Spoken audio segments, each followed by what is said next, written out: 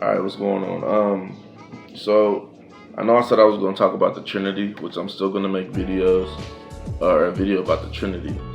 But I had a conversation with a friend last week, and we got to talking about finances and being successful, and finances and money and credit, and things like that.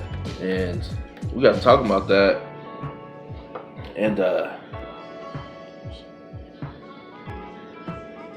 and uh, and we were talking about success, and I ended up saying that success is not money, or success is not having a lot of money and a mansion and a sports car, because that's what we grew up as young men thinking success was, right? But success actually is in salvation first and foremost. And I wrote 3 points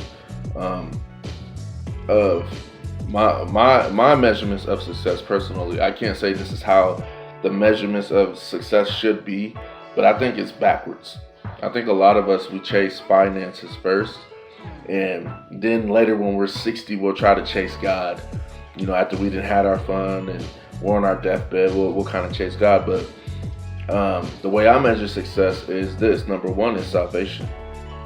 Okay, I got number two with family, and number three at finances.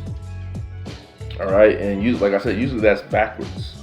It'll be finances first, then family. Then when you get 60, you'll chase God, or you'll seek God a little bit. You'll start to pray a little bit, right? And that's so important because, like I said, I'm that person that I don't care about money like that. Like, I really don't. Like, I'm not a person that's obsessed with having a lot of money, and because of that, I feel like God just blesses me now, because I've never really cared about money like that. Like, it's cool to have it. There's nothing wrong with having money, right? But I'm not that guy that's like, I need to work 6 days a week, 7 days a week. I need to get all the overtime I can, because I've seen these people.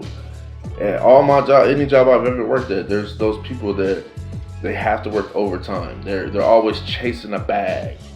That's all they talk about, is chasing the bag, and then they're going to get to the age where they can't even spend the bag, right? And you can't die with it. You can't take it with you. But I've always been that person that values time more than money, because you can always get more money, but you can't get time back, important. So I like the time, not saying that it's good to be in poverty, but I don't chase money. I don't love money. You need it, but I don't love it. And I believe finances, for me, is last on my list, right? Salvation is always first, because little do people know, when you committed to God, He gives you not only the desires of your heart, and He'll bless you in the way the world sees you as blessed, right? Now, you're not just blessed with salvation, you're also blessed in the way that the world sees you as blessed, right? Because I'm blessed right now. I have a house. I don't have a mansion, but I have a house, and I drive a sports car. It's not a Lamborghini, but I'm still content with what I have, right? And God's going to continue to bless me because I'm committing to Him, and all those things will come. All those things will come. I just got to keep continuing to do what I do. But I just really it was on my mind to talk about this. Because a lot of people put their finances first. They feel like the finances are the most important thing in their life. And it's not. It's salvation. Salvation is always first. And I'm going to read some scriptures that talk about success, basically. Okay? And then we're going to break them down. Alright, this is Proverbs chapter 16, verse 3. And it says, "Commit to the Lord whatever you do, and your plans will succeed." Okay, so when you're doing something that's in God's will for your life and His will for you, your plan will always succeed, right? Always. And if your plan is succeeding, I promise you'll be at peace and you will have joy. Even if you don't have a mansion or a Lamborghini, right? You'll still be at peace and you'll have joy. And next I had 1 Kings chapter 2 verse 3. And it says, and observe what the Lord your God requires. Walk in his ways and keep his decrees and commands, his laws and requirements, as written in the law of Moses, so that you may prosper in all you do and wherever you go.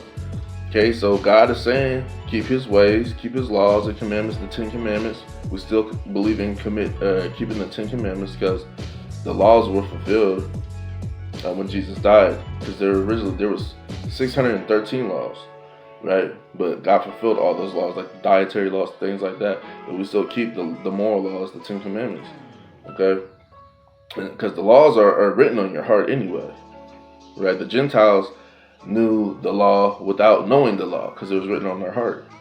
Then I want to go to, and it says you will prosper though. That's the thing I want to put. It says that so that you may prosper in all you do wherever you go. Okay. And then I want Jeremiah chapter 17 verse 7. It says, but blessed is the man who trusts in the Lord, whose confidence is in him.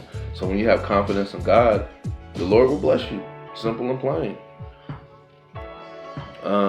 And I want Deuteronomy chapter. This is Deuteronomy chapter 8 verse 18. It says, but remember the Lord your God, for it is He who gives you the ability. For it is He who gives you the ability to produce wealth, and so confirms His covenant, which He swore to your forefathers, and it is today. So God gave you the ability to produce wealth. He gave you that mentality. He gave you that. He gave you that endurance and that want and that desire to even acquire that wealth that you have.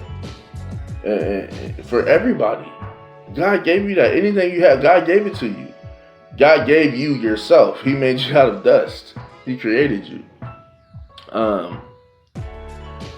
This is Psalms chapter 37 verse 1 through 4. It says, my son, do not forget my teaching, but let your heart keep my commandments. For length of days and years of life and peace they will add to you. Let not steadfast love and faithfulness forsake you. My bad. Let not steadfast love and faithfulness forsake you. Bind them around your neck. Write them on the table of your heart, so you will find favor and good success in the sight of God and man. Okay, so that's saying to write the laws of success on your heart so you can find success in the sight of God and man. So God will bless you. You'll be blessed in God's eyes and man's eyes, right? You're going to have that. You can get that Lambo. Okay? Let me read Proverbs chapter 3. That's what I was just reading.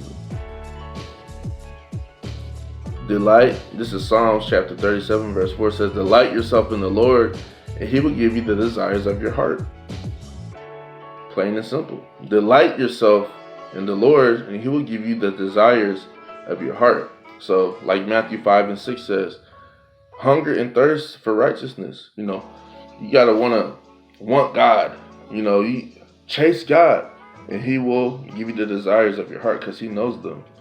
But when you want God and you want to live for God, He doesn't mind give you the desires of your heart. And the last one is James 4 and 10. And it says, humble yourselves before the Lord, and He will exalt you. That means He will lift you up. So humble yourself before God, and He will lift you up. Okay? And so that's all I got. I'm at 9:25. So, like I said, salvation, and then family, God over man, man over woman, woman over children, and then finances, which comes with traveling, hobbies, assets, anything you can buy with money. But God comes first. Choose God first, and He'll give you the desires of your heart.